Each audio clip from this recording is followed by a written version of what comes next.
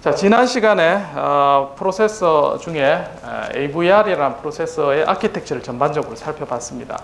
그래서 이제 기본적으로 CPU, 그 다음 메모리를 가지고 활용되는 걸 보고, 그 다음에 이제 이외에 인풋 아웃풋 디바이스로 연결되어 있다 했습니다. 그래서 AVR 같은 경우는 기본적으로 ALU를 연산하기 위한 레지스터가 있죠. 데이터를 임시 저장하는 장소. 자, 거기에 이제 32개가 있다고 했습니다.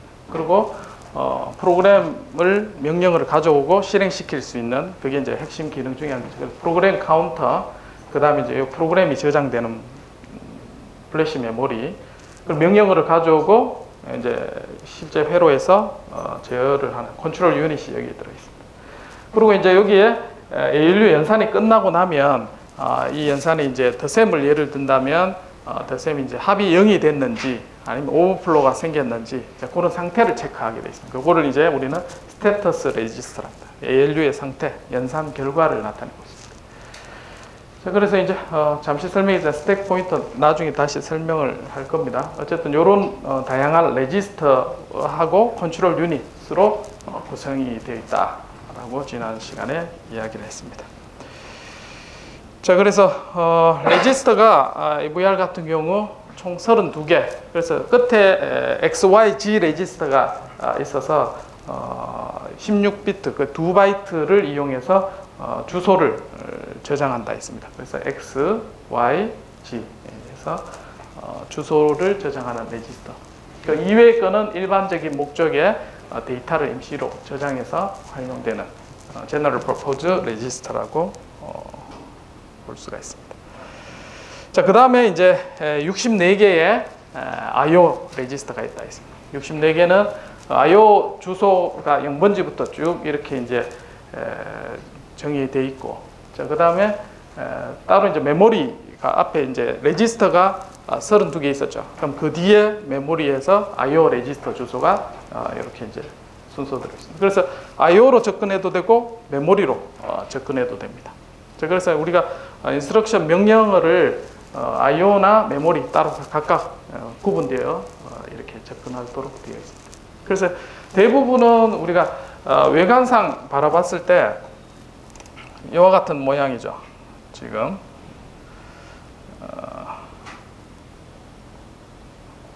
여기 있네.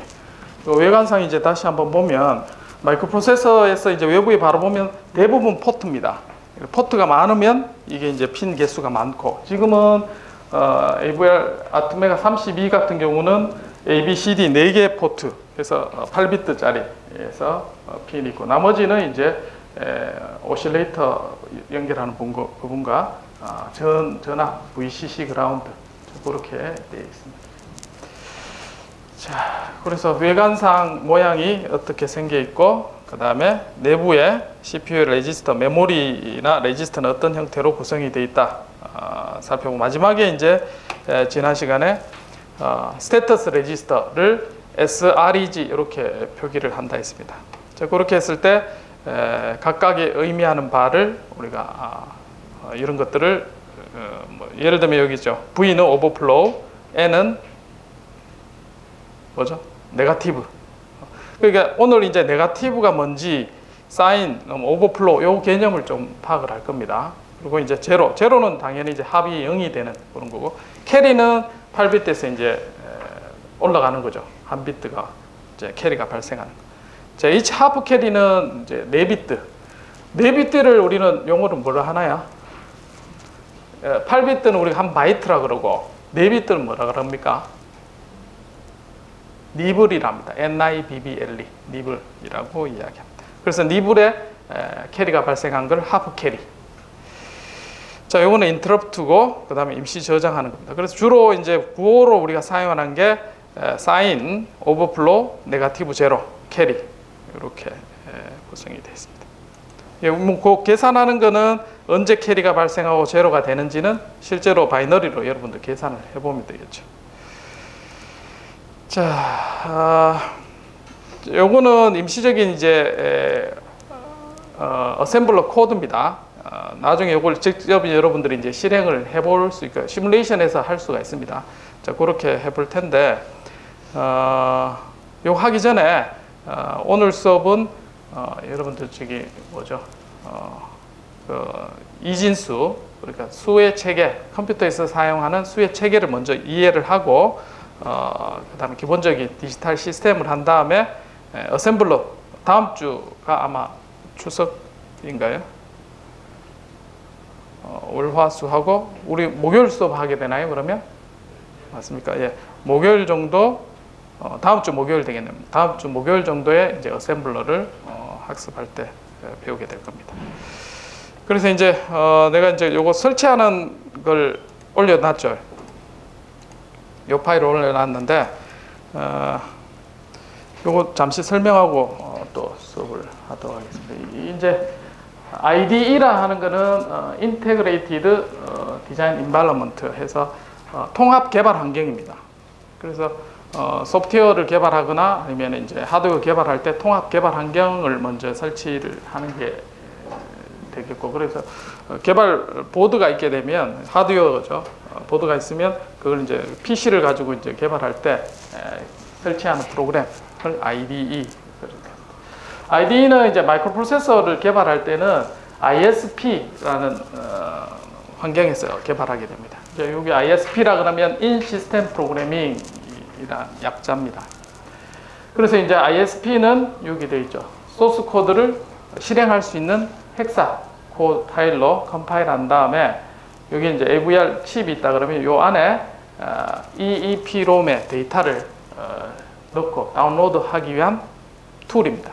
그래서 ISP로 하면 PC에서 이제 바로 연동해서 USB로 여러분들 꽂게 되면 바로 프로그램을 할 수가 있습니다. 그래서 내부적으로는 JTAG이라는 프로토콜이 이제 돌아가도록 되어 있습니다. 그래서 개발 보드가 그 프로토콜을 지원하도록 다 설치가 되어 있습니다. 요즘 그렇게 이게 안 되어 있으면 여러분들이 이걸 일일이 이제 거기 시스템 프로그램에 이제 접근하려면 메모리에 실제 쓸 수 있는 툴이 또 필요합니다. 그게 이제 번거로우니까 지금 이제 요즘은 이렇게 이제 쉽게 개발할 수 있는 환경을 제공합니다. 그게 ISP 환경이다. 그렇게 이해하면 되겠습니다. 그래서 여러분들이 이제 개발 보드가 있으면 USB에 바로 이제 꽂으면 프로그램을 바로 할 수가 있는 환경이 됩니다. 자, 옛날에는 이제 소프트웨어를 이제 이런 것을 썼습니다. 요즘도 이런 거 쓰는 게 있습니다. 코드 비전 또는 뭐 AVR 스튜디오 뭐 해서 여러 가지 이제 소프트웨어를 결합해서 막 이렇게 사용을 했었습니다. 요즘은 이제 하나의 프로그램으로 되어 있죠. 그래서 그거를 설명을 하도록 하겠습니다. 그래서 이제 제가 나중에 여러분들 기회 되면 이제 보드를 하나씩 이제 나눠줄 겁니다. 그 나눠주면 그 키트 이름이 이제 J키트라는 건데 AVR 128이 되어 있습니다.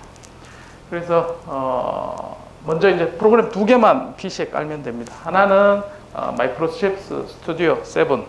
자, 요거는 마이크로칩스사에서 홈페이지 들어가면 원래 이제 아트멜이라는 회사에서 원래 이게 개발이 됐는데 이제 마이크로칩스사가 이제 이 흡수 통합했습니다. 그래서 이제 마이크로칩스 홈페이지 안에 이제 들어가 있습니다. 그래서 뭐 이런 게 이제 마이크로프로세서 회사들이 계속해서 이제 뭐 합병하고 여러 가지 변화들이 계속 있습니다.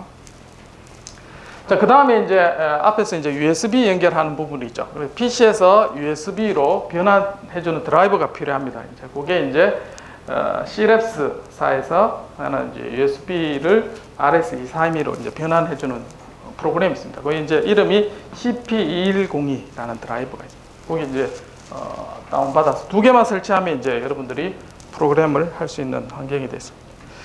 자, 제가 이제 나눠줄 게 이제 이런 키트입니다. 얼마 크지 않습니다. 조금은 한데 이 안에 이제 마이크로 프로세서가 중간에 있고 여기 프로세서가 한 개 더 있습니다. 그 이제 앞에 있던 J키트나 이런 인터페이스를 하기 위한 PIC 칩이 하나 더 있습니다. 그런데 주로 사용하는 거는 AVR을 사용하고 있고, 그 이제 이게 뭐 사용하기 편한 게 아두이노 여러분들 써봤겠지만 아두이노 이제 보면 프로세서만 있고 외부 세븐 세그먼트라든지 이런 I/O 디바이스는 따로 또 연결해야 되거든요. 이제 그렇게 번거로움이 없애기 위해서 이런 세븐 세그먼트하고 LED 이런 게 같이 붙어 있습니다. 그래서 내가 프로그램이 잘 동작하는지 바로바로 이제 확인할 수 있는 장점이 있습니다. 여기는 보면 이제 부저도 있고 그 다음에 광 센서도 있고 그다음에 세븐 세그먼트 LED 뭐 여러 가지. 그다음 외부에 또 핀을 뽑아서 연결을 할 수 있습니다. 예전에는 요 디바이스 가지고 이제 다른 학생들 한번 개발하는 걸 한번 이제 텀 프로젝트를 하니까 뭐 어떤 학생들이 이제 음주 측정기를 만들어 오더라고요. 어디에 필요한지 모르겠지만 어쨌든 PC에서 이제 이런 바로 연결한 프로그램에서 이제 확인할 수가 있습니다. 그래서 홈페이지는 여기 가서 여러분들 다 설치하고 무료로 이제 다운받아서 쓸 수가 있습니다. 그래서 이 홈페이지에 마이크로칩스사에 가서 아트멜 스튜디오 7 또는 이름이 막 뭐 어떤 때는 마이크로칩스 스튜디오, 스튜디오 7 이렇게 돼 있는 데도 있고 뭐 아트멜 스튜디오 7 이렇게 돼 있는 이름이 뭐 혼동되게 돼 있습니다. 어쨌든 흡수 합병하면서 이 프로그램을 여기서 마이크로칩스 회사에서 제공하고 있습니다. 자, 그 다음에 이제 드라이버는 여기에 이제 홈페이지 C랩스 여기에 들어가면 인터페이스라는 여기에 들어가면 이 드라이버를 다운로드 받을 수가 있습니다. 자, 설치하면 먼저 이제 하드웨어 드라이버가 여러분들 컴퓨터 관리자에서 포트에 들어가면 여기에 이제 드라이버가 인식이 돼야지 여러분 꽂으면 이제 인식이 됩니다. 그러니까 그거부터 드라이버 설치부터 잘 되는지 확인을 할 필요가 있습니다. 자, 그 다음에 이제 프로그램 실행시키면 이런 화면이 뜹니다. 그래서 이제 새로운 프로젝트를 개발하는 걸 누르고, 자, 그 다음에 이제 C로 개발할 거면 C 또는 우리는 이제 처음에 어셈블러를 할 겁니다. 어셈블러를 클릭해서 프로젝트 이름을 시작하면 바로 이제 개발을 할 수 있는 환경이 됩니다. 그 다음에 이제 하드웨어를 선택하게 돼 있습니다. 어셈블러 개발할 때. 그래서 우리가 앞에 있는 그 디바이스 J키트라 있죠. 그거는 아토메 128A로 되어 있습니다. 그래서 이걸 선택을 해서 확인을 누르면 이제 개발 환경이 다 준비가 됩니다. 자, 그러면 이제 어셈블러 프로그램 할 준비가 되어 있습니다. 그래서 앞에 이제 있는 거는 이제 레이블입니다. 내가 이제 어디로 위치로 간다, 위치 지정해주는 이제 그런 레이블이고, 그 다음에 이제 한 칸 띄우고부터 어셈블러 명령어를 이렇게 써서 여기 보면 R 점프라고 되어 있죠. 그러면 스타트라고 정의된 쪽에 명령어가 이제 왔다 갔다 하도록 이렇게 프로그램이 돼요. 나중에 상세한 건 이제 다음 주부터 배우게 될 겁니다. 어쨌든 이렇게 한 다음에 코딩을 했죠. 코딩하고 난 다음에 빌드 F7을 누르게 되면 컴파일이 됩니다. 컴파일하면 이제 오류가 없음을 확인을 하고, 자, 그렇게 되고 난 다음에 자, 먼저 이제 하드웨어에 다운로드를 해야 되죠. 자, 그렇게 하는 건 툴에 보면 add 타겟이 있습니다. 그래서 타겟을 앞에서 빨간색 그 보드 있죠. 그거를 USB 드라이버에 연결을 시켜줘야 됩니다. 그렇게 해서 add 타겟 이 화면이 뜹니다. 여기에서 이제 툴은 STK500을 선택하고 포트는 앞에서 COM3로 연결해요. 뭐 컴퓨터마다 조금씩 다를 수 있습니다. 그래서 여러분들이 어디 하드웨어 연결되는지 보고 apply 누르면 인식을 하게 됩니다. 자, 그 다음에 이제 디바이스가 연결이 됐고, 그 다음에 디바이스 프로그래밍을 누르면, 자, 툴에 프로그래밍을 누르면 여기 이제 툴을 여기 선택하게 됩니다. STK500, 그 다음에 디바이스는 128A, 그 다음에 앞에서 ISP라 있죠. 인터페이스는 ISP apply 누르면 이게 활성화가 됩니다. 그래서 요 중에 메모리에 이제 우리가 프로그램을 하니까, 자, 내가 프로그램한 위치 여기 있고, 그 다음 메모리 누르고 프로그램 요거 이제 클릭하면 프로그램 플래시 메모리에 내가 짠 프로그램이 올라가게 됩니다. 환경이 이렇게 되어 있습니다.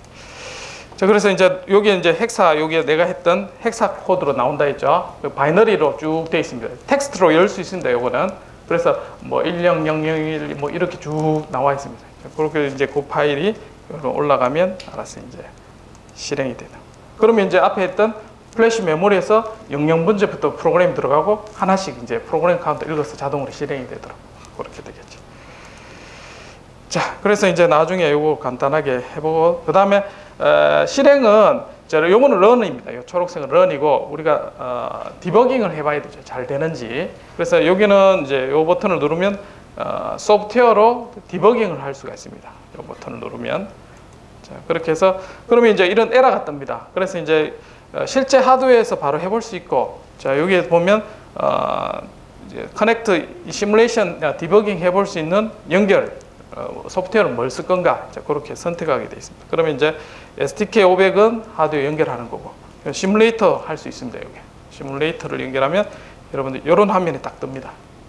자, 그러면 여기에 보면은 버튼이 하나씩 있거든요. 요거 누르면 뭐 I/O, 뭐 요거는 뭐 마이크로 프로세서처럼 되죠. 프로세서 상태. 그래서 요 누르면 이제 레지스터가 앞에 32개 있다 했죠. 레지스터 32개가 여기 화면에 보입니다. 그리고 여기는 R16, 17 해서 더하기 빼기 뭐 어떤 그런 프로그램이죠. 여기 보면 그렇게 해서 여기 뭐 I/O가 포트가 지금 아트메어 128 같은 경우는 A부터 G까지 있습니다. I/O가 어떻게 되는지, 그 다음에 프로그램 카운터 여기 있죠. 보이죠? 그 다음에 X, Y, Z 레지스터가 있고 스택 포인트 값이 얼마인지, 그 다음에 이런 정보들이 여기 다 있습니다. 스테이터 레지스터도 앞에서 했던 IT, HS 이런 정보들이 앞에 나와 있습니다. 그 다음에 이제 프로시 메모리에 어떤 방금 프로그램 짰는 게 이제 여기 안에 들어가 있는 게 바이너리 값으로 이렇게 보입니다. 그래서 이제 우리가 프로그램 짜면 내부 정보가 이 안에 다 있습니다. 그래서 여기 보면 한 스텝, 여기 보면 여기 스텝 인투라고 여기 있고 요거는 스텝 오버 있습니다. 그래서 스텝 인투는 한 명령 한 개씩 살펴볼 때, 그래서 앞에서 이렇게 클릭해 보면 R17에 내가 원하는 데이터가 이렇게 들어가는 게 빨간색으로 표시가 됩니다. 자, 그렇게 해서 여러분들이 지금 우리가 마이크로프로세서 배우죠. 이걸 실제로 해볼 수가 있습니다. 나중부터. 자, 뒤에 부분은 하드웨어 할 때 다시 상세하게 설명하고, 지금까지 했던 우리가 마이크로프로세서 구조, 그 다음에 소프트웨어를 이용해서 이런 확인할 수 있는 환경까지 돼 있고, 이제 안에 내부적인 오늘 어떻게 우리가 바이너리 숫자를 컴퓨터에서는 이해하고 있는지를 한번 살펴보도록 하겠습니다. 네, 수와 그래서 전체 프로세서를 한번 보면, 자, 제일 중심은 어쨌든 ALU라는 게 있죠. 지금 이번 시간은 ALU의 가장 기본적인 것, 덧셈기를 한번 실제로 만들어 볼 겁니다.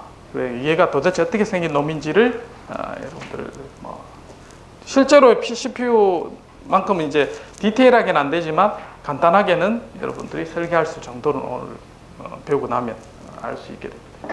어쨌든 ALU에는 두 개의 입력이 존재하고, 그 다음 출력이 있고, 그 다음에 펑션을 선택할 수 있는 그러한 핀으로 구성이 되어 있습니다.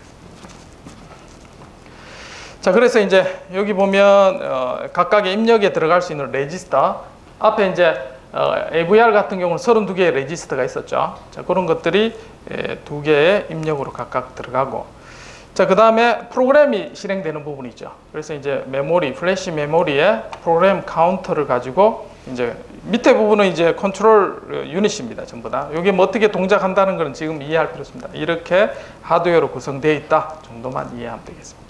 그래서 화살표로 이렇게 되어 있는 부분이 있죠. 여기 이제 컨트롤 신호들입니다. 전부 다.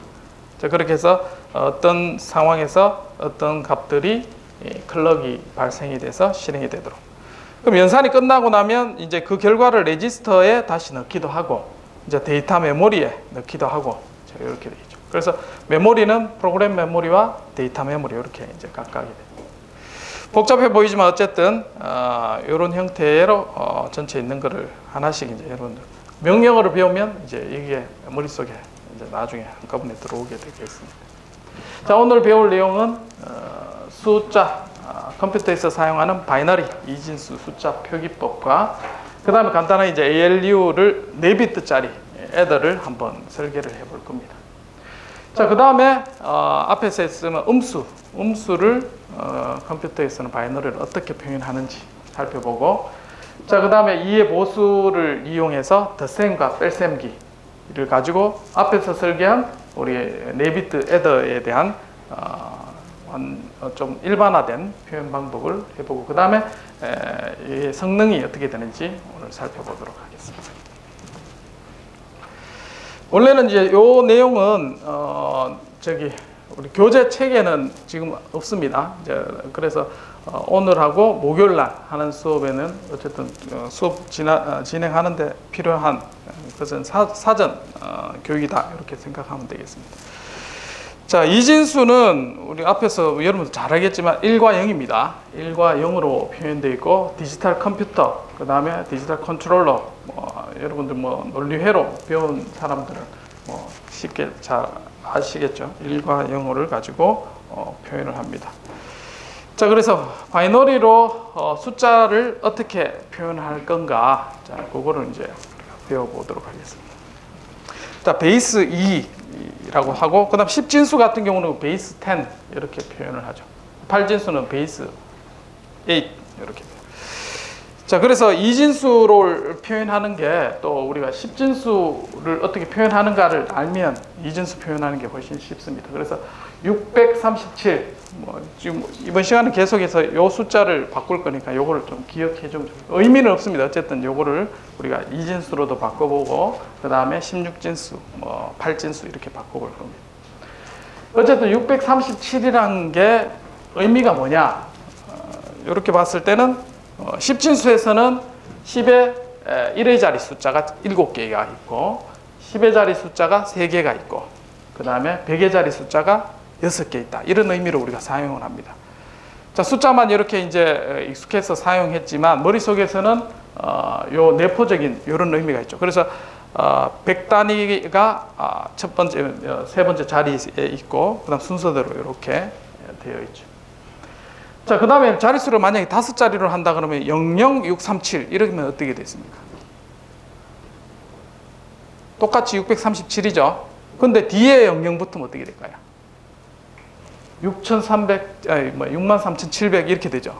그러니까 앞에 붙으나 뒤에 붙으나 의미가 달라집니다. 맞죠? 바이너리 똑같습니다. 바이너리도 앞에 붙는 거하고 뒤에 붙는 거하고 의미가 그렇게 달라집니다. 자, 그래서 이제 체계가 베이스 2, 그 다음에 8, 16 이렇게 해서 바이너리냐, 옥탈 또는 헥사데시말 이렇게 표현을 합니다. 그래서 바이너리 같은 경우는 두 개만 있죠. 1과 0으로 표현이 되어 있고, 그 다음에 그 의미는 앞에서 마찬가지 이진수라 했으니까 2에 0에서 자릿수로 쭉 올라갑니다. 자, 우리가 한 바이트라면 몇 승까지 가나요? 2에 7승까지죠. 예. 2에 7승까지 해서 8개를 우리가 표현을 할 텐데, 요거를 좀 기억을 해주기 바랍니다. 10, 나눠서 4개로 10이 있고, 그 다음에 0111 있고, 1101. 자, 이렇게 표현된다고 하겠습니다. 637이. 자, 나중에 계산을 해야겠지만, 어쨌든 이렇게 표현된다. 그 다음에 8진수로 하면 이제 05입니다. 05. 이렇게 이제 첫 번째 거는 0고, 그 다음에 두 번째 거는 5라는 뜻입니다. 1175입니다. 1175. 왜 1175일까? 나중에 계산을 해보겠습니다. 어쨌든 1175라 합니다. 그 다음에 8에 3승, 2승, 1승 계산하면 이제 637 나오겠죠. 어쨌든 이렇게. 그 다음에 헥사데시말로 하면 27D 이렇게 됩니다. 헥사 값으로. 그래서 이제 컴퓨터에서 주로 쓰는 거는 실제로 돌아가는 건 바이너리가 들어갑니다. 근데 헥사를 컴퓨터 우리가 마이크로 프로세서나 컴퓨터 구조 이렇게 할 때는 헥사 값을 많이 씁니다. 왜 헥사 값을 쓸까요? 이거 표현하면 637을 16진수로 하면 27D라고 합니다. 그럼 마찬가지 얘도 16에 2승, 1승, 0승 하면 637 나오겠죠. 자, 원래는 이렇게 이제 이진수로 이렇게 표현이 되는데, 이거를 헥사 값으로 주로 씁니다. 컴퓨터는 헥사 값을 아느냐? 몰라요. 그냥 사람이 이해하기 쉽게 번역한 겁니다. 이거는 실제로. 그래서 1과 0으로 전체 자릿수를 다 일일이 표기하면 굉장히 이제 소통하기 어렵겠죠. 그래서 기호를 간략하게 하기 위해서 헥사 값을 주로 사용을 합니다. 컴퓨터는 실제로 바이너리가 사용이 됩니다. 그래서 혼동하지 않기를 바랍니다. 컴퓨터는 헥사 16진수를 쓰더라. 그렇게 오해하지 않기를 바랍니다. 어쨌든 이제 4자리로 나누면 16개를 구분할 수 있는 거는 4비트면 되겠죠. 그래서 이제 4개로 나눠져서 표현합니다. 그래서 이제 앞에 있는 게 이제 2, 그 다음에 0117이고, 그 다음에 1101이 D입니다. 이렇게 되고, 옥탈로 하면 어떻게 됩니까? 8개면 몇 비트가 필요하나요? 3비트. 그럼 3비트로 나누면 이렇게 나눕니다. 1, 1, 7, 5 맞나요? 예. 그래서 2진수, 8진수, 16진수 하면 표기하기 굉장히 수월합니다. 그래서 10진수 있으면 바이너리로 바꿀 수 있으면 그 다음부터는 이제 개수로 나눠서 여러분들 표기를 하면 되겠습니다. 자, 그래서 숫자 표기하는 방법이 이와 같이 되어 있죠. 그래서 10진수 같은 경우는 0에서부터 쭉 해서 9 다음에 뭐 어떻게 되나요? 10진수니까 9가 채워가고 그 다음에 한 자릿수가 올라가죠. 그래서 얘도 마찬가지 1에서부터 쭉 올라가서 어디까지? 9. 그 다음에 거기에 한 자리 올라가고 이렇게 되죠. 자, 그 다음에 2진수 같은 경우는 0, 1이 되고 한 자릿수가 올라가면 1. 그러니까 1이 차면 무조건 한 자리가 올라가는 거죠. 1, 0 쭉 올라가서 다음과 같이 쭉 가졌어. 그래서 16진수 같은 경우는 15까지. 자, 그러면 1111 여기까지 표현이 되는 거죠. 그 다음에 한 개가 더 올라가면 이제 자릿수가 한 개가 더 생겨야 되는 겁니다. 자, 그래서 2개 단위. 그 다음에 이제 옥탈 같은 경우는 어떻게 됩니까? 7까지가 맥시멈이죠. 7, 그 다음에 한 자릿수 1, 0. 그래서 이제 여기서 1, 0하고 여기서 1, 0하고는 표기가 똑같죠. 그럼 구분이 안 됩니다. 그래서 이제 요거는 베이스 2 해서 오른쪽 끝에 이제 조그만하게 쓰거나 아니면 0x 또는 0x 쓰면 이제 헥사가 되고 0, 5 쓰면 8진수 그런 형태로 우리가 구분해서 사용하고 있습니다. 자, 그리고 여기가 이제 8개. 그 다음에 이거 심하게 나왔네. 16진수. 16진수는 여기 잘 안 보이네.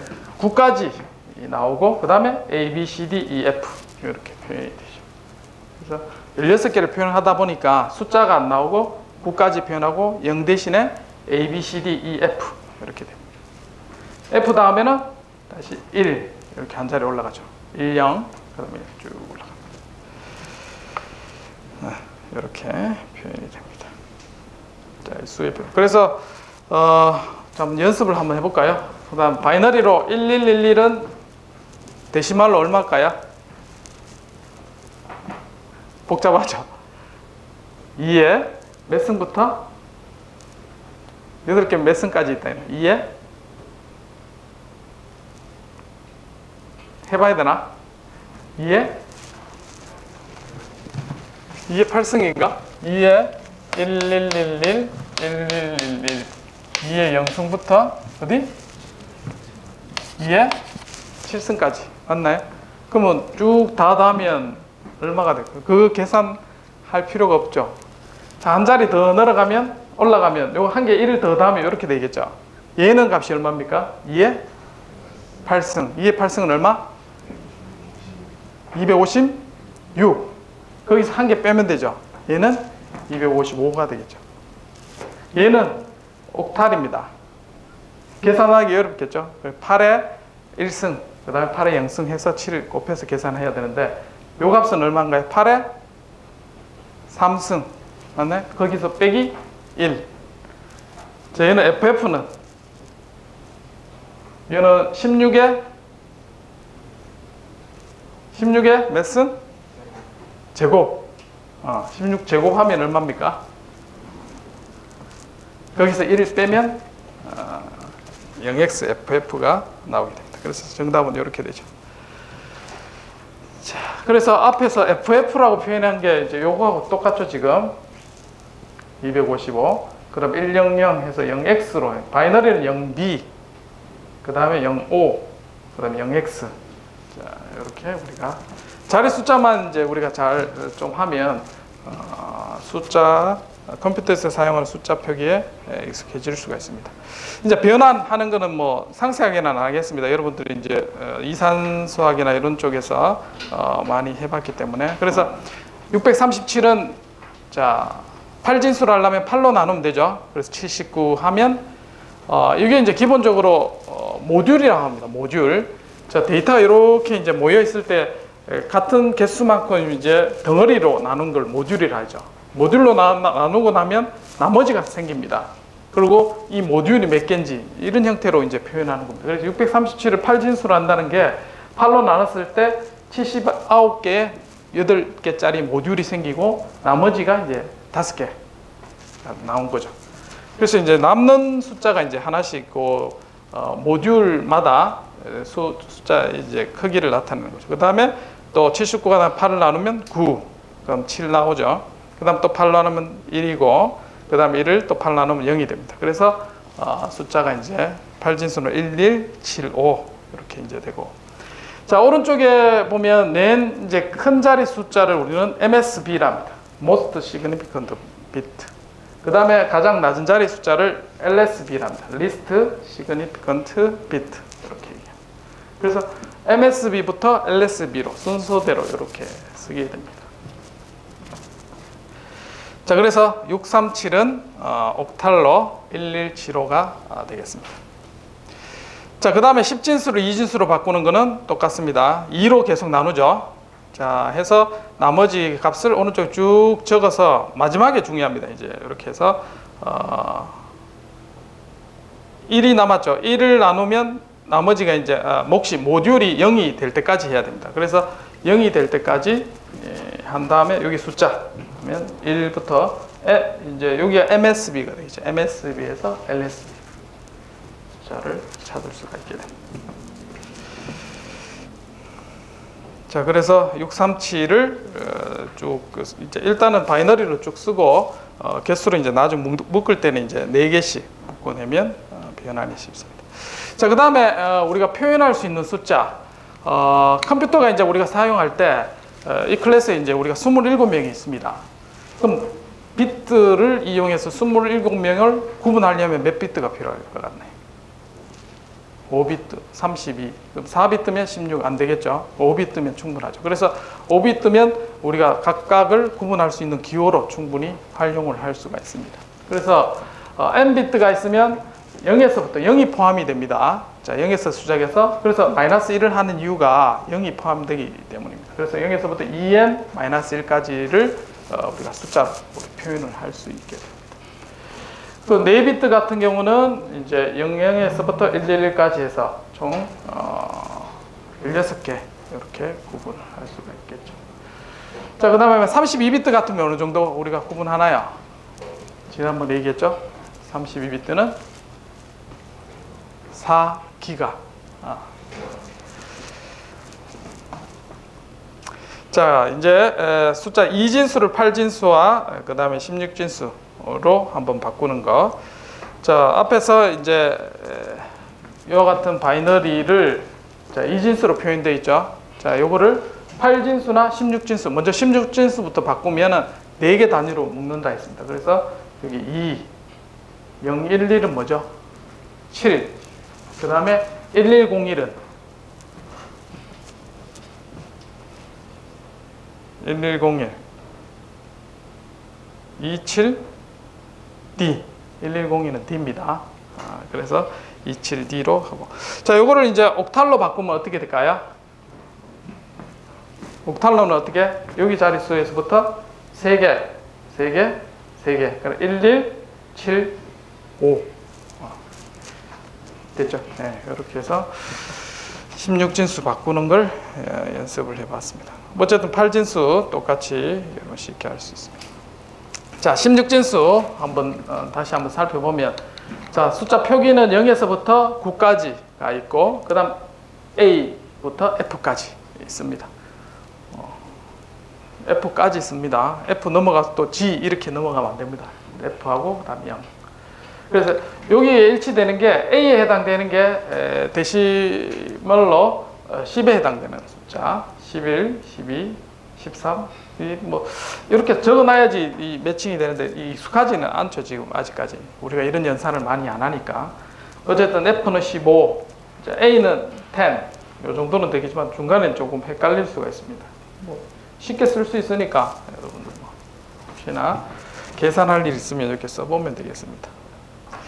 자, 그래서 이제 숫자가 이제 헥사 값으로 B28F0DD 돼 있는 거는 우리가 이렇게 계산하면 데시말로 충분히 할 수가 있죠. 이렇게. 자, 그래서 이제 요게 이제 데시말로 이만 숫자가 이걸 표현하려면 숫자 개수가 어떻게 하냐면은 둘, 넷, 여섯, 여덟, 9개가 자릿수가 필요하죠, 지금. 근데 헥사로 표현하면 몇 개입니까, 지금? 7개가 있으면 우리가 표현을 할 수가 있습니다. 그래서 헥사로 우리가 표현하는 게 때로는 컴퓨터 쪽에서는 표기하기가 편합니다. 그래서 이걸 연습을 좀 할 필요가 있습니다. 이렇게 바이너리로 되어 있는 건 헥사 값으로 하면 뭔가요? 1010은 A 맞나요? 1010 A 맞죠? 그 다음 1100 뭐지? C 0101은 여기 있죠. 0101 5 이런 게 여러분들 익숙해져야 됩니다. 이제 헥사에 대한 표기법. 이렇게 붙어 있는 거는 네 자리하고 따로 떼서 표기를 합니다. 그래서 1, 7 됐죠. 그래서 갈로에서 헥사로 하거나 0x 표현해서 표기를 합니다. 그 다음 3F9는 바이너리로 3은 0011 맞나요? 0011 F는 1111 그 다음에 9는 잘 모르겠다 1001 1000이 8이니까 하나 더 다음에 이제 1001 그래서 보면 우리가 실제 실험할 때 4개 bit들을 LED로 만약에 할 때 1은 불이 켜지는 거고 0은 불이 꺼지는 거죠. 그래서 1010 0은 켜졌다 꺼졌다 이렇게 하는 거죠. 그러면 AA 하면 어떻게 됩니까? 8비트 있으면 하나는 켜지고 하나는 꺼지는 게 쭉 이렇게 있겠죠. AA. 이 반대로 이제 반대로 뒤집으면 어떻게 될까요? 0101은 뭡니까? 0101 5 그러니까 55 AA 하면 깜빡깜빡 하겠죠. 그런 걸 생각해 보면 되겠습니다. 자, 이제 헥사에서 바이너리로 바꾸는 거 뭐 쉽게 하겠죠. 이제 C 프로그램 하다 보면 여러분들이 이런 숫자들이 나옵니다. 뭐 3B, 9A 뭐 이렇게 해서 헥사 값으로 이제 모니터에 보면 이렇게 표기가 되죠. 바이너리로 이렇게 안 나오고. 그래서 인터페이스는 전부 다 이제 이런 형태로 되어 있습니다. 그래서 이렇게 표현된 거는 4비트로 해서 이런 형태로 우리가 다시 표기를 할 수가 있을 겁니다. 자, 그래서 바이너리와 헥사 값의 표기법에 쭉 살펴보고 있습니다. 그래서 사람은 10진수가 편합니다. 이렇게 많이 써왔기 때문에 만약에 16진수로 계속 이제 초등학교 때부터 여러분 배웠다면 16진수가 편할 수가 있습니다. 근데 10진수로 우리가 배웠죠. 근데 컴퓨터는 무조건 1과 0으로 연산을 모두 수행을 합니다. 사칙 연산 모두 다. 자, 그러면 왜 헥사를 쓰느냐? 자, 우리가 이제 연산하기는 까다롭습니다. 16진수가.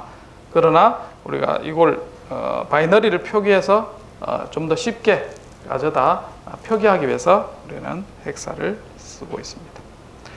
표기법은 어떤 거는 이제 이런 달러 표시로 되어 있는 게 있습니다. 자, 이렇게 표시하기도 하고 일반적으로는 0x 이렇게 표시하고 그 다음에 이제 밑으로 이렇게 표시하기도 합니다. 16. 그럼 베이스가 얼마인지 우리가 쉽게 알 수가 있습니다. 자, B는 바이너리입니다. B는 바이너리. 자, 그리고 컴퓨터에서는 항상 바이너리를 사용을 한다. 자, 여기까지 숫자고 이제 본격적으로 이제 덧셈과 뺄셈을 한번 살펴보도록 하겠습니다. 자, 10진수에서 덧셈은 요 해보면 7, 그 다음에 8을 5 더하면 13 이렇게 되죠. 13에서 얼림이 한 개 나오죠. 그 다음에 더하면 4 해서 우리가 10진수를 계산하듯이 바이너리도 똑같습니다. 자, 0이면 0, 10이면 1, 그 다음에 11이면 합은 0이고 그 다음에 얼림이 하나 생기죠. 그리고 111 하면 합은 1이고 얼림이 또 하나 생기죠. 자, 얼림을 생기는 것을 우리는 캐리라고 이야기를 합니다. 캐리. 그러면 덧셈을 하려면 캐리가 들어오는 게 있고, 맞죠? 자, 그 다음에 발생이 하는 게 있죠. 덧셈을 할 때. 그래서 이거를 만들 때, 자, 덧셈은 자리 숫자에 맞게 먼저 더해야 된다. 자, 그렇게 하고, 캐리가 발생을 합니다. 이렇게 돼서 캐리가 발생하고 자, 그 다음에 이제 우리가 아직 사인은 안 배웠습니다. 이제 뺄셈이나 이런 게 사인이 없는 바이너리에 대한 덧셈은 여기에 이제 자릿수만 맞춰주면 됩니다. 근데 이제 문제는 요 마지막 숫자에 하나가 발생했을 때 문제가 생기기 시작합니다. 자, 그런 것들을 어떻게 처리를 하는지 한번 보도록 하겠습니다. 자, 이렇게 더해서 캐리가 발생을 하죠. 자, 그 다음에 실제로 계산할 때는 이 캐리가 또 캐리인으로 작동을 합니다. 그 앞 자리에서 계산했던 것들이 자, 이런 형태로. 자, 그래서 에디션 하는 거는 더하기 할 때는 자리 숫자에 맞추는 게 중요하고, 그 다음에 두 비트가 더하고, 그 다음에 캐리인이 이용이 돼야 되죠. 이렇게 덧셈을 합니다. 그 다음에 필요에 따라서 이제 우리가 캐리 아웃을 합니다. 그래서 두 개의 비트를 한번 덧셈을 해보도록 하겠습니다. 덧셈기인데 얘가 어떤 동작을 하느냐, 이제 합이 있어야 되고 캐리 아웃이 나와야 되죠. 자, 일단은 여러분들 어떤 펑션을 구성하려면 블록 다이그램을 이렇게 표기한 다음에 인풋이 뭔지 아웃풋이 뭔지부터 해놓고, 자, 그 기능을 동작시키는 테이블을 작성하는 게 중요합니다. 그래서 인풋에 대한 두 개가 있으면 총 몇 가지가 생깁니까? 총 4가지 경우가 생기죠. 이렇게. 자, 이때 각각의 캐리는 어떻게 되고 그 다음에 썸은 어떻게 되는지. 자, 00이면 캐리가 있습니까? 없죠. 0, 썸은 0. 왜냐하면 01이면 캐리가 0, 썸은 1. 그 다음에 요것도 마찬가지 같고 111일 때 캐리가 발생하고 썸은 0. 그래서 이 진리표를 완성을 할 수가 있습니다. 맞죠? 자, 이렇게 했을 때 얘가 아웃이 되도록 하는, 언제 1이 되나요? 캐리 아웃은 요걸 때만 1이 되죠. 나머지는 0이고. 그럼 캐리 아웃만 내가 기능을 만든다 하면 어떻게 됩니까? A and B 하면 되겠죠. 그 다음에 썸은 언제 썸이 돼? 1이 되나요? 요거 두 개가 1이죠. 그럼 어떻게 돼요? 서로 다를 때만 1이죠. 그래서 exclusive OR로 하면 썸을 우리가 회로로 구현을 할 수가 있습니다. 자, 이런 식으로 해서 어떤 펑션에 대해서 덧셈을 이렇게 이제 회로로 구성을 할 수가 있게 됩니다. 그래서 AND 논리적으로 AND 그다음에 exclusive OR 해서 회로를 이렇게 이제 한 거를 우리는 한 비트짜리 하프 애더라고 합니다. 왜 하프냐면 요거를 이제 그 다음 자리 숫자로 계속 하려면 캐리 인이 들어가야 되죠. 근데 요건 캐리 인이 포함이 안 되어 있습니다. 맞죠? 그래서 하프 애더가 됩니다. 자, 블록 다이그램은 이렇게 해서 우리가 하프 애더를 활용을 합니다. 자, 그 다음에 캐리 인이 있는 부분을 한번 보겠습니다. 자, 캐리 인이 포함이 되면 이제 경우의 수가 입력이 지금 3개가 되죠. 3가지가 되니까 총 9가지가 생기게 됩니다. 그래서 각각에 대해서 언제 캐리 아웃이 생기고 썸이 되는지 다시 이걸 만들 수가 있겠죠. 쭉 해서 채워보니까 언제 캐리가 생기냐면 뭐 이렇게 4가지 경우, 그 다음 썸은 하나, 둘, 셋, 4가지 경우, 이것도 4가지 경우죠. 그래서 1이 되는 경우를 우리가 논리 회로를 우리가 작성을 할 수가 있습니다.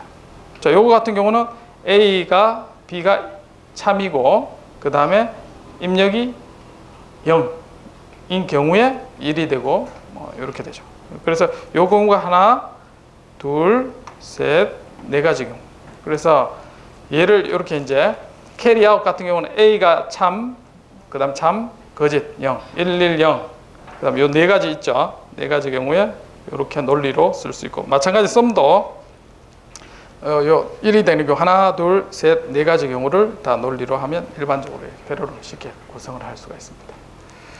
자, 물론 이제 여러분들 2학년 때 논리회로 배운 학생들은 요거를 간략화하는 게 있죠. 뭘로? 카노 맵이라는 걸 배웠습니다. 그럼 여기서는 이제 그건 다루지 않겠습니다. 어쨌든 실제로는 이렇게 이제 논리 소자를 이렇게 연결해서 이거를 이제 하드웨어로 구현을 할 수가 있습니다. 그래서 이제 카노 맵이라는 걸 이용하면 앞에 있는 게 이제 요거 캐리 아웃은 3개로 이렇게 줄일 수가 있습니다. 줄여서 우리가 요거를 구성을 할 수가 있습니다. 자, 그 다음에 또 다른 방법은 하프 애더를 이용하는 방법이 있습니다. 하프 애더는 썸 같은 경우는 어떻게 되냐면 exclusive OR로 이용되죠.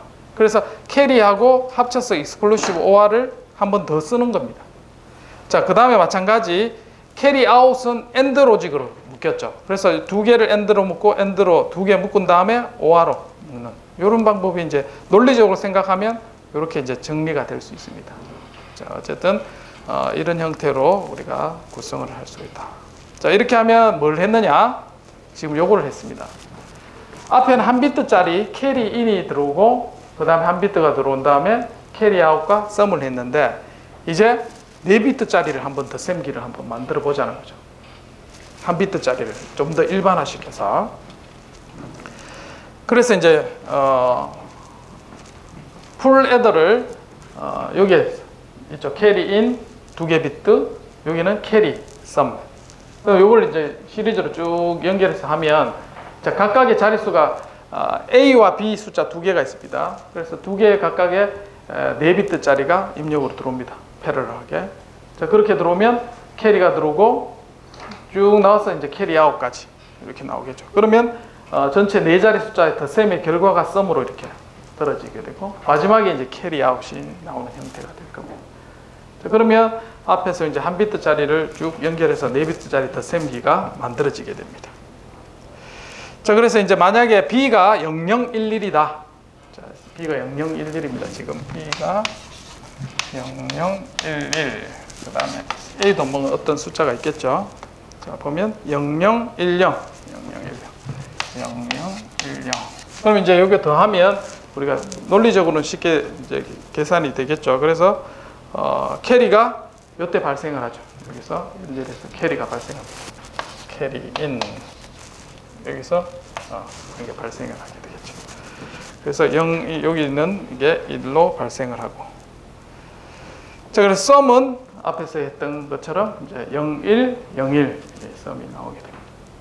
자, 이렇게 해서 덧셈기가 완성이 되게 됩니다. 결국은 이제 이게 조합 회로로 구성이 되죠. 안에 메모리 저장되는 건 없습니다. 조합 회로로 입력이 들어오면 그대로 출력으로 이제 나오게 됩니다. 자, 근데 이제 문제가 있습니다. 캐리 아웃이 나오는 거는 뭐냐?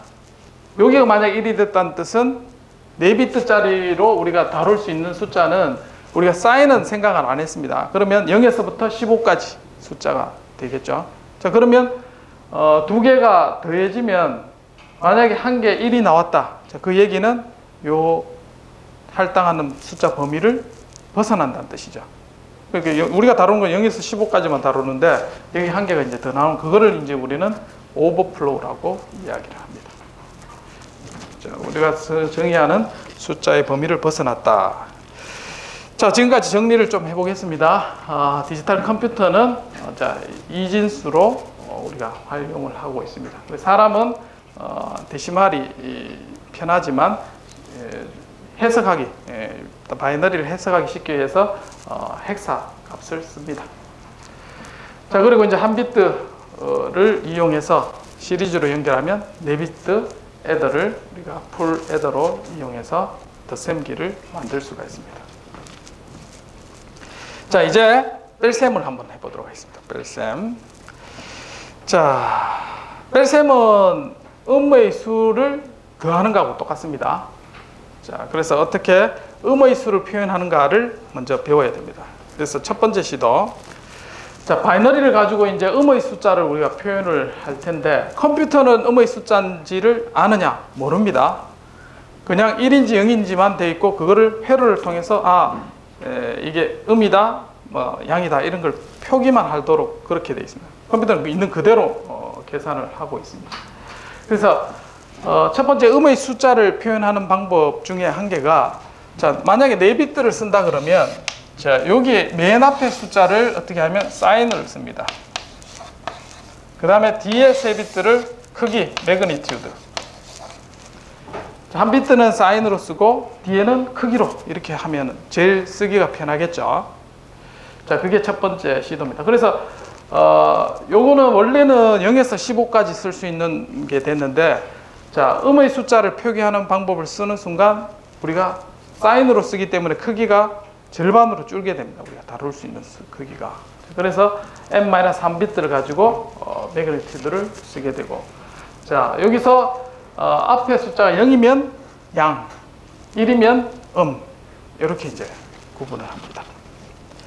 자, 그래서 0, 1, 1, 1 이라면 7 이렇게 되겠죠. 1, 1, 1, 1 하면 마이너스 7 이렇게 보호를 할당을 하는 거죠. 컴퓨터가 알아먹는 게 아니라 사람이 해석하기를 그렇게 해석한다는 뜻입니다.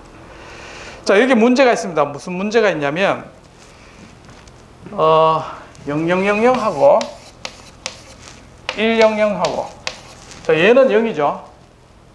자, 첫 번째로 해서 이게 음이죠. 그럼 얘는 뭡니까? 크기는 0이고 얘는 뭐? 음이죠. 그러면 얘는 플러스 0이고 얘는 마이너스 0이다. 이렇게 표현이 되죠. 같은 0인데 플러스 마이너스로 이렇게 구분한다는 거죠. 그래서 애초에 이제 처음에 70년대 컴퓨터를 이렇게 만들 때 이렇게 표기하다 보니까 문제가 생긴 거예요. 계속 오류가 막 뜨는 거예요. 이렇게 표기해서는 안 되겠다 해서 수의 체계를 바꿨습니다, 사람들이. 자, 그렇게 해서 이제 다른 방법을 한 게 이제 1의 보수를 한 겁니다. 1의 보수는 뭐냐면 예를 들면 3 그러면 0011 하면 3이죠. 자, 이거를 1의 보수를 이 숫자를 바꿨습니다. 1100 이렇게. 자, 이렇게 해놓고 얘를 마이너스 3으로 하자 이렇게 정의를 한 거예요. 자, 이렇게 하면 해결이 될까요? 해결이 되겠습니까? 앞에 있던 플러스 0, 마이너스 0이 해결이 되나요? 자, 0 해볼까요? 0, 0, 0, 0. 얘를 보수를 하면 0인데 1, 1, 1, 1. 얘는 뭡니까? 음의 숫자인데 얘도 결국은 마이너스 0이라고 디파인을 할 수밖에 없는. 맞죠? 그래서 여전히 두 번째 1의 보수를 해도 문제가 생깁니다. 같은 0이 두 개가 존재하는. 그래서 만들어낸 게 이제 2의 보수 체계입니다. 그 표현 방법을 이렇게 한다는 거죠. 어떻게 2의 보수를 하느냐? 2의 보수는 자, 어떤 숫자를 음의 표현을 하기 위해서 일단은 컴플리먼트. 컴플리먼트는 비트를 바꾸는 걸 컴플리먼트랍니다. 자, 1은 0으로 0은 1로. 자, 그 다음에 더하기 1을 해줍니다. 자, 그렇게 해주면 음의 숫자를 표현하고 문제가 0이 두 개 있는 게 해결이 됩니다. 자, 이렇게 되는 거죠. 자, 여기 보면 이제 0000, 그 다음에 1, 3, 7. 자, 요게 규칙대로 2의 보수를 만드는 규칙대로 하면 얘가 이제 1111, 그럼 더하기 1 하면 다시 0이 되죠. 자, 그 다음에 얘는 1110 해서 1 더하면 1111 되죠. 맞나요? 그럼 마이너스 1이 됩니다. 그렇게 하면 숫자가 지금 16개가 있는데 얘가 어디서부터 되냐면 마이너스 8에서 7까지가 숫자가 16개가 매핑이 됩니다. 1대1로. 맞죠? 그래서 큰 숫자는 7까지고 음의 숫자는 마이너스 8까지 한 자리가 이렇게 음의 숫자가 한 개가 더 있죠. 이런 형태로 만들어 놓은 게 1의 보수가 되겠습니다. 그래서 마이너스 1 같은 경우는 자 0001에서 111 컴플리먼트 보수를 취한 다음에 그 다음에 1을 더하게 됩니다. 1111 마이너스 1이 됩니다. 자, 그러면 자 문제를 한번 해볼게요. 요거는 숫자가 얼마일까요? 1111이 4개가 마이너스 1이었습니다. 그러면 1111 8개 이 숫자가 얼마일까요? 1? 마이너스 1이 왜? 자, 여기서 더하기 1을 하면 어떻게 될까요? 여기서 더하기 1 하면 다 0이 되죠. 맞나요? 물론 요 오버플러가 되지만 다 0이 되는 건 뭐죠? 값이 0은 무조건 0이죠. 그럼 0보다 하나 작다는 뜻이죠, 여기는. 맞나요? 그럼 0은 마이너스 1밖에 안 돼요. 자리 숫자를 다 1로 하는 것은 항상 마이너스 1입니다. 됐죠? 네. 그럼 가장 작은 숫자는 여기서 1, 0, 0, 0, 0 만약 1, 요 숫자는 얼마입니까?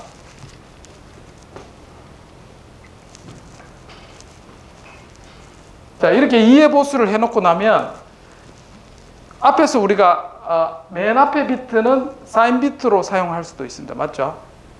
그리고 요거는 크기입니다. 그 마이너스 중에 크기가 0인 거 마이너스 8 이렇게 정의가 됩니다. 자, 마이너스 3 자, 바꾸고 마찬가지 1101 이건 마이너스 3. 앞에서 1101은 16진수로 이제 우리가 어떤 숫자로 매핑되지만 지금은 마이너스 음의 숫자를 사용한다 했을 때 앞에 숫자가 이제 1이 되니까 이 음의 숫자구나. 그렇게 이해하면 되겠습니다. 마이너스 3. 자, 1001 이건 마이너스 7에 해당됩니다. 자, 0은 111 해서 0 다시 해서 같은 숫자가 되죠. 자, 이렇게 해서 2의 보수를 마이너스 20. 자, 20 같은 경우는 1 그다음에 얘는 0100은 얼마입니까? 숫자가 0100 4죠. 4. 그러니까 헥사 값으로 14에 해당되는 거죠.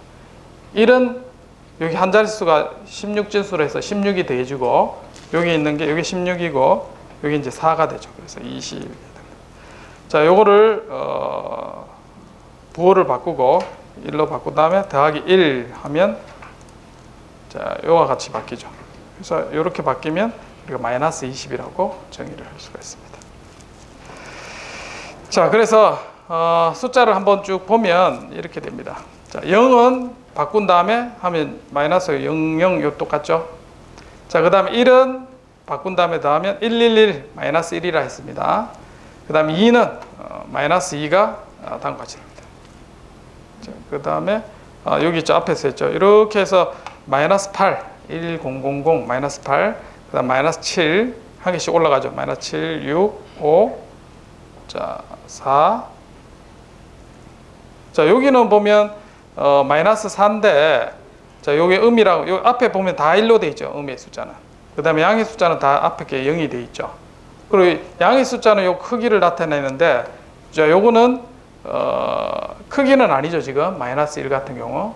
자, 어쨌든 2의 보수를 취하기 때문에 요게 앞에 처음에 했던 사인과 크기 그렇게 해석하면 안 됩니다. 어쨌든 이 부호만 음이다. 그리고 여기에 해당되는 숫자를 다시 확인하려면 여러분들은 이제 양의 숫자를 플립한 다음에 더하기 1 해줘야지 이제 그 숫자가 뭔지 이렇게 파악이 됩니다. 됐습니까? 머리 아프나요? 자, 2의 보수 지금. 자, 그 다음에 이제 여기에 이제 1을 더 다음에 1000 되죠. 얘는 요거하고 똑같죠. 지금 얘는 없습니다. 지금 보호를 음의 숫자를 표기할 때는 얘는 플러스 8이라는 건 없습니다. 지금. 그래서 마이너스 8에서 플러스 7까지 표현이 됩니다. 자, 0은 같게 되고 그 다음에 가장 큰 숫자와 작은 숫자는 자, 언사인드 숫자로 할 때는 2의 n승 마이너스 1이지만 자, 2의 보수로 음의 숫자를 표현하면 마이너스 2의 n 마이너스 1승에서 2의 n승 마이너스 1 빼기 1까지. 그래서 8빗 뜨면 마이너스 128에서 127까지 표기를 할 수 있습니다. 자, 그래서 111은 마이너스 1입니다. 이걸 키우면 그래도 마이너스 1입니다. 계속. 자, 그 다음에 7은 여기 붙이면 얘는 그대로 7이 이렇게 되죠. 0을 붙이는 건 됩니다. 근데 자, 여기에서 만약에 0을 떼버린다. 그러면 이상해집니다. 자, 0을 이렇게 붙이는 건 괜찮은데 이렇게 붙어 있는 상태에서 0을 떼버리면 자, 음의부호에서 15가 앞에 숫자가 1로 되는 순간 얘는 네 자리 숫자 하면서 부호가 바뀝니다. 마이너스 1이 돼버려요. 그래서 이렇게 하는 건 안 됩니다. 자릿수에 0을 앞에 떼는 거는 주의를 해야 될 부분입니다. 그래서 이제 계산하다 보면 8자리 숫자 계산을 하다가 4비트로 바꿀 때 갑자기 이제 부호가 바뀌는 이런 문제가 생깁니다. 그래서 트랭케이트 할 때 조심해야 된다. 자, 이제 2의 보수를 배웠으니까 2의 보수를 덧셈 할 때는 어떻게 하냐? 음의 숫자, 자, 네거티브 밸류를 우리가 배웠죠. 그 덧셈을 어떻게 하냐? 그냥 요 숫자를 더해주면 됩니다. 바이너리로 한 다음에. 그래서 뺄셈이라는 개념은 우리 음의 숫자를 더해주는 개념으로 우리가 생각하면 되겠습니다. 그래서 자, 1 더하기 빼기 1. 그럼 1 빼기 1이죠. 1 빼기 1은 요와 같이 계산. 마이너스 1은 111이었습니다. 그래서 얘를 더하면 이제 0이 되죠. 물론 이제 여기 캐리가 발생을 합니다. 지금. 캐리가 발생하는데 그 의미는 이제 나중에 설명을 하도록 하겠습니다. 자, 요거는 마이너스 1하고 마이너스 3이죠. 해주면 1100 앞에서 2의 보수를 하면 마이너스 4가 되죠. 얘도 마이너스 4, 그 다음에 4 이렇게 이제 연산하는데 아무 문제가 없습니다. LCM을 계산할 때. 그래서 2의 보수만 잘 이해하면 덧셈 하는데 문제가 없습니다. 근데 문제가 생깁니다. 언제 생기냐? 7 더하기 1 하고 나면 어떻게 되나요? 7 더하기 7이 뭐죠? 7은 0, 1, 1, 1, 그 다음에 0, 0, 0, 1. 요거 두 개 다음에. 자, 분명히 양의 숫자죠. 근데 더하고 나면 어떻게 돼요? 1, 0, 0, 0 이렇게 되죠. 1, 0, 0, 0은 뭐라 했나요? 마이너스 8입니다. 양의 숫자를 더했는데 분명히 음의 숫자가 됐습니다. 자, 컴퓨터는 죄가 없습니다. 그냥 얘가 두 개 바이너리를 더해라 하니까 더했어요. 근데 우리가 해석하기를 얘는 음의 숫자가 나왔다 이렇게 돼요. 자, 그러면 이런 상황을 우리는 뭐라 했냐면 우리가 다룰 수 없는 체계를 넘었죠. 그래서 그거를 오버플로우를 합니다. 맞죠? 자, 오버플로우가 발생했다. 자, 언제 이건 마찬가지. 마이너스 7, 마이너스 3, 마이너스 7, 마이너스 1. 자, 언제 오버플로우가 발생하나? 자, 숫자를 서로 부호가 서로 다른 거를 더할 때는 생기나요? 생기나요? 우리가 정의한 수의 체계에서 서로 다른 어떤 부호가 있을 때 더하면 항상 그 안에 머물고 있죠. 그런데 같은 부호를 더할 때는 문제가 생깁니다. 물론 문제가 안 생길 수도 있어요. 마이너스 1 하면 문제가 안 생기죠. 근데 마이너스 7, 마이너스 3 이런 것들, 7 더하기 1 이런 것들은 문제가 생길 수 있습니다. 그때 자, 이렇게 된 걸 우리는 오버플로우라고 합니다. 수의 체계를 넘어갔을 때. 그럼 요거를 회로를 어떻게 해결하느냐? 자, 앞에 없노?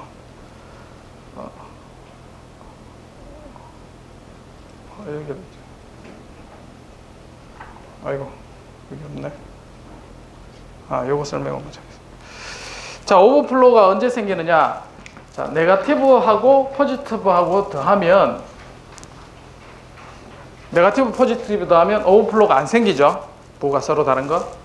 그 다음에 두 개의 포지티브가 더하면 오버플로우가 생길 수 있습니다. 자, 그 다음에 두 개의 네거티브 값을 더하면 얘도 오버플로우가 생길 수 있습니다. 그래서 자, 부호가 같았다는 얘기는 자, 요게 자, MSB면 most significant. 저 맨 앞자리 숫자죠. MSB. 요 숫자죠, 이게. 자, carry in. 여기 MSB에 carry in. 여기에 들어가는 carry in하고 그다음에 여기서 carry out 나오는 게 있죠. 더하고 난 다음에. 그래서 요 carry in과 carry out이 서로 다르면 오버플로우다 이렇게 얘기해요. 잘 안 와닿죠? 왜 그렇게 되느냐? 자, 이런 게 옵니다. 자, 우리가 MSB입니다. MSB가 자, 캐리 인이 있고 두 개 비트 더합니다. 두 개 비트 더하고 캐리 아웃이 나오고 썸이 나왔죠. 썸이 나왔는데 자, 캐리 인이 있고 00이면 사인이 어떻게 되냐면 1이 됐죠. 그 뜻은 뭐냐면 얘는 양수예요. 근데 합이 1이 되니까 음이 돼버렸죠. 틀렸죠, 지금. 맞죠? 그래서 오버플로우가 생긴 건데, 자, 이때 상황을 보면 캐리 인하고 캐리 아웃하고 서로 다르죠, 지금.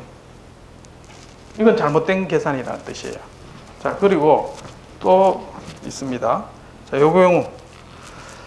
자, AB를 두 개 되는데, 여기 MSB가 11이니까 얘가 음입니다. 음인데, 자, 여기 보니까 사인이 결과가 0이 됐습니다. 그 뜻은 뭐냐면 양의 숫자가 된 거죠. 그때도 이 상황을 보니까 캐리인은 없는데 캐리가 나왔어요. 그리고 여기 서로 다른 거죠. 나머지는 캐리인과 아웃이 다 똑같습니다. 맞죠? 그래서 MSB의 캐리인과 캐리아웃이 서로 다를 때 그때 오버플로우가 생겼다 이렇게 판단을 할 수가 있습니다. 자, 그래서 자, 회로는 어떻게 하느냐? 자, adder를 우리가 이렇게 쭉 더했죠. 그래서 most significant bit의 덧셈을 할 때 여기에 있는 carry in의 bit하고 carry out하고 OR 해서 회로를 구성하면 오버플로우가 됐다 안 됐다 발견할 수 있습니다. 실제로 CPU가 이렇게 뒤에 스테이터스 레지스터 있죠. 거기에 오버플로우 체크하는 부분이 있습니다. 그 회로가 이렇게 구성이 되어 있습니다. 그러면 이제 자동으로 오버플로우가 떴다 안 떴다 뭐 그렇게 확인할. 그래서 여러분 프로그램 짤 때 unsigned에서 나는 이제 양의 숫자로만 해서 계산한다 하면은 얘는 신경 안 쓰고 프로그램 짭니다. 근데 signed number로 계산하는 순간 요게 이제 오버플로우가 생겼는지 안 생겼는지 체크를 해서 이제 컴파일하면서 확인을 하게 되어 있습니다. 요 개념이 오버플로우가 되겠습니다. 자, 그래서 앞 페이지. 자, 앞에서 뺄셈기는 어떻게 하느냐? 자, 여기에 풀 애더를 시리즈로 연결했죠. 자, 거기에서 어떻게 하느냐? 음의 숫자로 막 만들어줘야 되죠. 음의 숫자는 원래 있는 비트에다가 인버팅 해주는 거죠. 1은 0, 0은 1로 바꾸어 준 다음에 마지막에 어떻게 하나요? 캐리 1을 더해주죠. 캐리에. 그러면 뺄셈기가 됩니다. 지금. 덧셈기를 활용해서 쉽게 뺄셈기를 만들 수가 있죠. 지금. 자, 캐리는 여기서 갖고 와서 오화시키면 오버플로우 확인할 수 있고. 자, 그래서 풀 애더를 이용해서 자, 이런 형태로 ALU가 컴퓨터가 이제 디자인이 되어 있는 겁니다. 자, 그래서 오버플로우. 자, 그래서 좀 더 일반적인 형태로 이제 우리가 ALU를 설계를 하면 이렇게 되어 있습니다. 자, 만약에 덧셈기다. 그러면 원래 B가 들어가 있는 비트를 그대로 여기에다 통과시키면 되죠. 뺄셈기다. 그러면 얘를 인버팅 시킵니다. 그리고 이게 1이 되죠. 1이 되고 캐리가 들어가고 그럼 뺄셈기가 돼버리죠. 그리고 여기는 캐리가 오화시켜서 오버플로우가 생기는지 체크하고. 자, 이런 게 덧셈기로 구성을 할 수가 있습니다. 예. 오버플로우 XOR 익스클루시브 오화인가? 맞네. 익스클루시브 오화다. 이 표시가 한 개 빠졌네. 오화가 아니고 익스클루시브 오화입니다. 익스클루시브 오화. 앞에 여기에 기호가 한 개 빠졌네. 강의 자료에서 내가 여기 빼졌는 모양이다. 어디 갔나? 뒷부분에.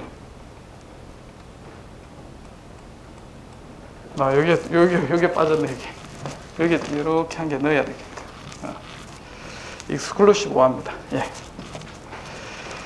자, 오늘 여기까지 하고 간단한 계산기하고는 다음 시간에 목요일 날 이거 설명하면서 나중에는 결국은 이제 이런 형태로 7 세그먼트만 있으면 우리가 계산기를 쉽게 덧셈기 정도는 만들 수가 있습니다. 뒷부분은 다음 시간에 혹시나 질문해 주시기 바랍니다.